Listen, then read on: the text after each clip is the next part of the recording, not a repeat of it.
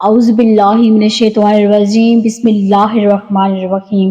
السلام علیکم ورحمۃ اللہ وبرکاتہ۔ ترمذی اور ابن ماجہ میں ایک حدیث شریف ہے کہ حضور اکرم صلی اللہ علیہ وآلہ وسلم نے ارشاد فرمایا کہ بنی آدم میں سے ہر ایک سے خطا ہوتی ہے، مگر خطا کرنے والوں میں سے سب سے بہتر اور افضل وہ ہوتا ہے جو نادم اور شرمندہ ہو کر توبہ کر لیتا ہے۔ حضرت انس سے مروی ہے کہ حضور صلی اللہ علیہ وآلہ وسلم نے ارشاد فرمایا کہ بنی آدم میں سے ہر ایک گناہوں کا ارتکاب کر لیتا ہے، اور گناہ کرنے والوں میں سب سے افضل اور بہتر وہ لوگ ہیں جو توبہ کرتے ہیں۔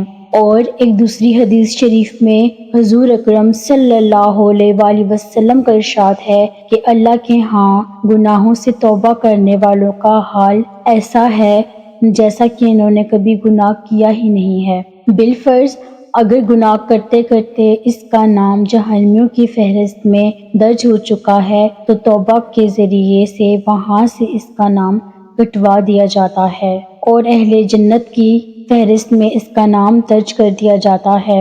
ابن ماجہ شریف میں یہ حدیث شریف ان الفاظ کے ساتھ مذکور ہے۔ حضرت ابو عبیدہ اپنے والد حضرت عبداللہ بن مسعود سے نقل کرتے ہیں کہ حضور اکرم صلی اللہ علیہ وآلہ وسلم نے ارشاد فرمایا کہ گناہوں سے توبہ کرنے والا ایسا ہے کہ اس نے کبھی گناہ کیا ہی نہیں۔ سیدنا عبداللہ بن عمر رضی اللہ تعالیٰ عنہ سے روایت ہے کہ میں نے نبی اکرم صلی اللہ علیہ وآلہ وسلم سے سنا کہ آپ صلی اللہ علیہ وآلہ وسلم فرماتے ہیں، بنی اسرائیل میں طفل نامی ایک شخص تھا جو دن رات برائی میں پھنسا رہتا تھا، اپنے خواہشات نفس کا غلام تھا۔ اس نے ایک ضرورت مند عورت کو 60 دینار دے کر زناکاری کے لیے آمادہ کر لیا۔ جب وہ تنہائی میں برے کام کے لیے تیار ہو گیا تو وہ عورت بے اختیار رونا شروع ہو گئی، چہرے کا رنگ فک ہو گیا۔ طفل نے حیرانگی سے پوچھا کہ اس وقت پر یہ ڈر اور رونا کیسا؟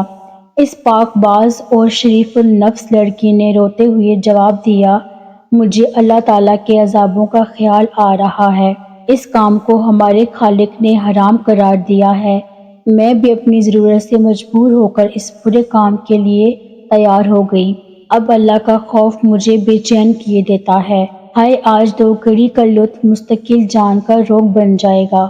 اے کفل، اللہ کے لیے اس بدکاری سے باز آ جا اور اپنی اور میری جان پر رحم کر، آخر اللہ کو بھی حساب دینا ہے۔ اس لڑکی کی ایسی پرتاثیر اور سچی باتوں نے کفل پر گہرا اثر ڈالا۔ اپنے برے ارادے پر نادم اور شرمندہ ہوا۔ عذاب الہی کی خوفناک شکلیں اس کی نظروں کے سامنے گھومنے لگیں اور اپنی سیاکاریاں یاد کر کے رونے لگا۔ قبر کے سانپ بچھو اس کی نظروں کے سامنے پھرنے لگے۔ اپنے دل میں سوچنے لگا کہ مجھے تو اللہ کے عذاب سے بہت زیادہ ڈرنا چاہیے۔ اس عورت نے ابھی گناہ کیا نہیں اور یہ اس طرح جہنم کے خوف سے کانپ رہی ہے، جبکہ میری تو ساری عمر ہی ایسے برے کاموں سے بھری ہوئی ہے۔ چنانچہ وہ کہنے لگا، اے نیک عورت، گواہ رہ، میں آج تیرے سامنے سچے دل سے توبہ کرتا ہوں کہ آئندہ اپنے رب کی ناراضگی کا کوئی کام نہ کروں گا، اللہ کی نافرمانی کا تصور بھی دل میں نہ لاؤں گا۔ میں نے وہ رقم بھی اللہ کے واسطے دی۔ یا الہی، میرے گناہوں سے درگزر فرما، میری خطائیں معاف کر دے، مجھے اپنے دامن عفو میں چھپا لے، مجھے جہنم کے عذاب سے نجات دے۔ اس کے بعد اللہ کے حضور توبہ استغفار کیا۔ نبی کریم صلی اللہ علیہ وآلہ وسلم فرماتے ہیں کہ اسی رات کفل کا انتقال ہو گیا۔ صبح لوگ دیکھتے ہیں کہ اس کے دروازے پر لکھا ہوا ہے، ان اللہ قد غفر الکفل، یعنی اللہ نے کفل کے گناہ معاف کر دیے۔ اس واقعہ میں اس بے کس و مجبور عورت کا حال ملاحظہ فرمائیں جس نے ابھی گناہ کیا نہیں، مگر وہ بید مجنوں کی طرح کانپ رہی ہے۔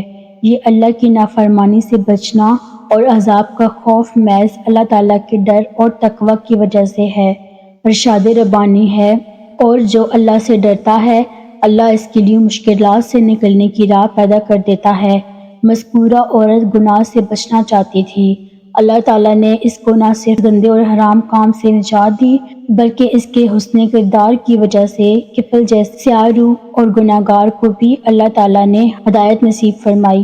اس کے علاوہ اس کی بخشش کا بھی قدرتی طور پر اعلان کر دیا۔ تقوی انسان کو ایسے ہی جذبات و احساسات سے آگاہ کرتا ہے کہ وہ اللہ کی نافرمانی کی جرات نہیں کر سکتا۔